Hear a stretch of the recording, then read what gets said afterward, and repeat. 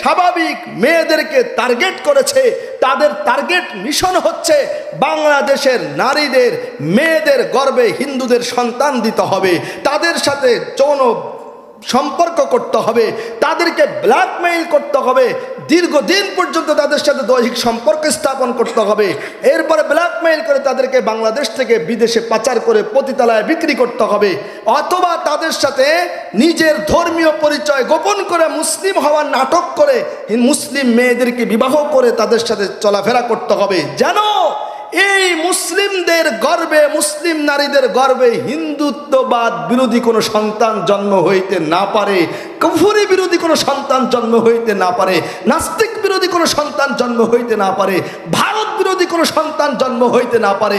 জন্ম হবে বাংলাদেশের আলো বাতাসার মাটিতে, ইন্ডিয়ার স্বার্থ বাস্তবায়ন করবে, ইন্ডিয়ার কাছে দেশ বিক্রি করবে, ইন্ডিয়াকে দেশের সম্পদ বরাদ্দ দিবে, ইন্ডিয়াকে দেশের সামরিক বাহিনী বরাদ্দ দিবে, ইন্ডিয়াকে বাংলাদেশের উপর দিয়ে করিডোর দিবে, বাংলাদেশের উপর দিয়ে তাদেরকে সবকিছু দিয়ে দিবে, তাদের একটুও দেশের জন্য মায়া লাগবে না।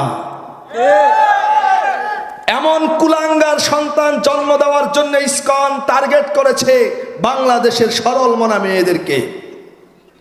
প্রতিদিন এগুলো ঘটতেছে, প্রতিদিন আমাদের সামনে আসতেছে। এর কেন এটা? কারণ আমরা কোরআন হাদিসের মূল বক্তব্য থেকে সরে গেছি। আল্লাহ পাক রব্বুল আলামিন বলছেন, ইয়া আইয়ুহাল্লাযীনা আমানু লা তাত্তাখিদুল ইয়াহুদা ওয়ান নাসারা আউলিয়া বা'দুহুম আউলিয়াউ বা'দ। আল্লাহ পাক রব্বুল আলামিন বলেছেন, হে ঈমানদারেরা, লা তাত্তাখিদুল ইয়াহুদা ওয়ান নাসারা আউলিয়া। এই পৃথিবীতে যতগুলো কুফরি শক্তি আছে, এই কুফরি শক্তিগুলোকে তোমরা কখনো বন্ধু হিসাবে গ্রহণ করো না। এরা কোনোদিনও তোমাদের বন্ধু হবে না। এরা পরস্পরের বন্ধু, পরস্পরের সহযোগিতা করবে, তোমাদের সহযোগিতা করবে না। এমনকি আল্লাহর নবীকে আল্লাহ বলছেন, ওগো নবী, এই কাফের মুশরিক বেদিন বেঈমান ইহুদি নাসারা এরা কোনোদিনও আপনার উপরে সন্তুষ্ট হবে না, হাত্তা তাত্তাবিআ মিল্লাতাহুম, যতক্ষণ না নবী গো আপনি ওদের এই কুফরি ধর্ম গ্রহণ করবেন, ঠিক কিনা? ততক্ষণ পর্যন্ত এই কাফেররা আমাদের প্রতি সন্তুষ্ট হবে না।